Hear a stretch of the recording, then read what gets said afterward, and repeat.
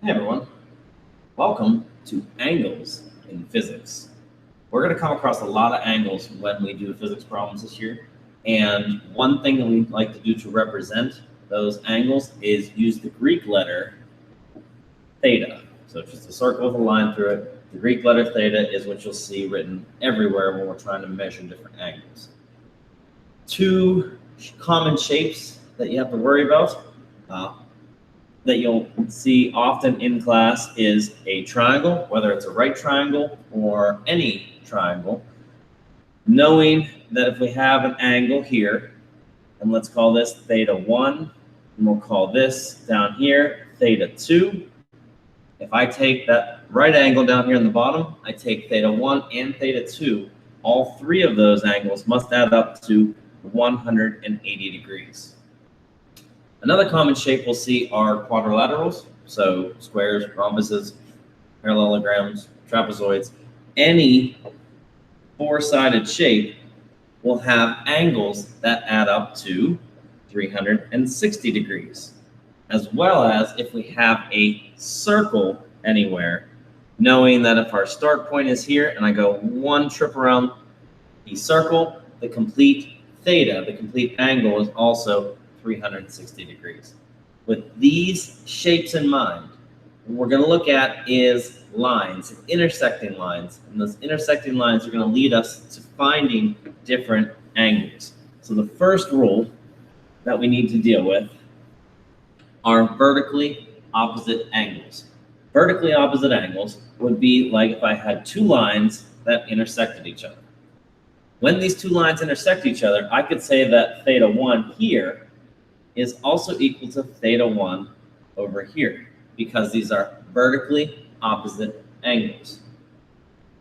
However, knowing this same exact shape, I know that these two angles, theta 1 and theta 1, are equal because they're vertically opposite.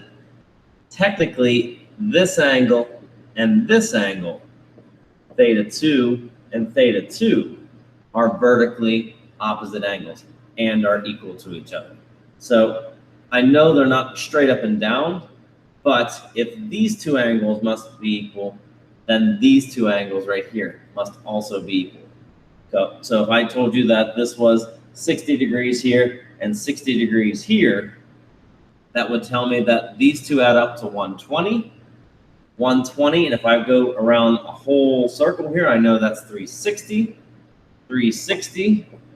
Take away 120, adds up to 240 degrees left. 240 degrees left, split two ways, must be 120 here and 120 here.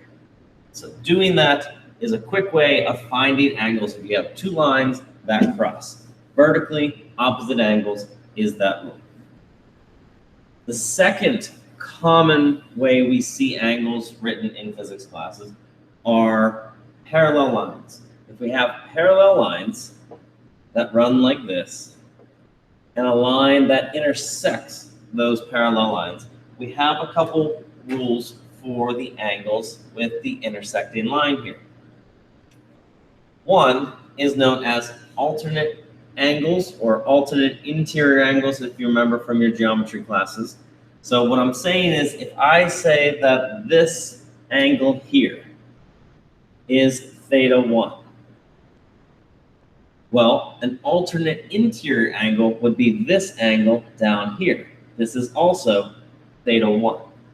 A common thing that some people try to look for when you're looking for alternate interior angles is a Z shape. So if you look at this Z shape I just made here, on the insides of my Z, you can see the alternate interior angles.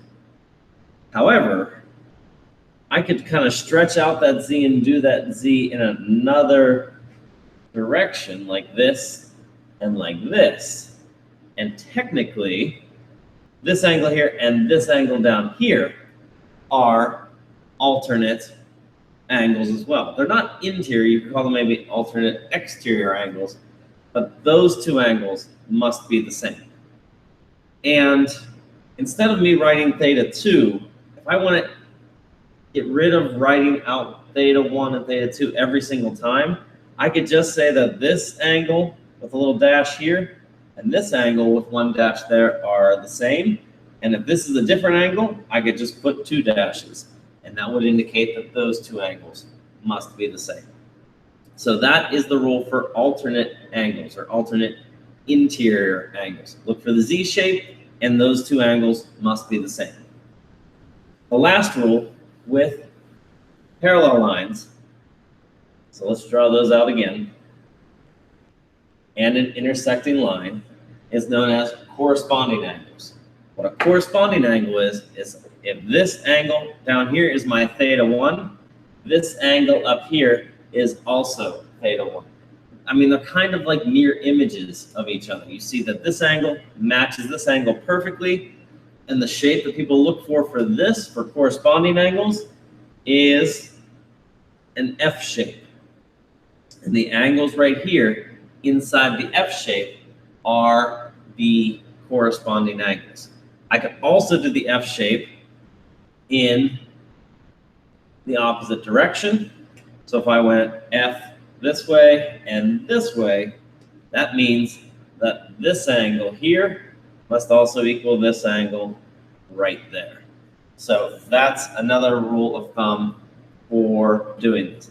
And remember what we talked about with the 360 degrees and the circle.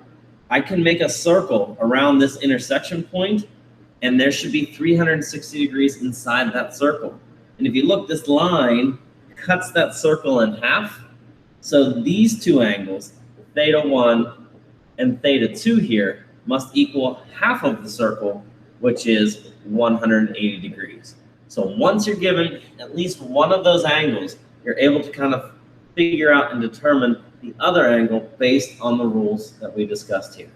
So this is what you need to know about angles in physics. Have fun.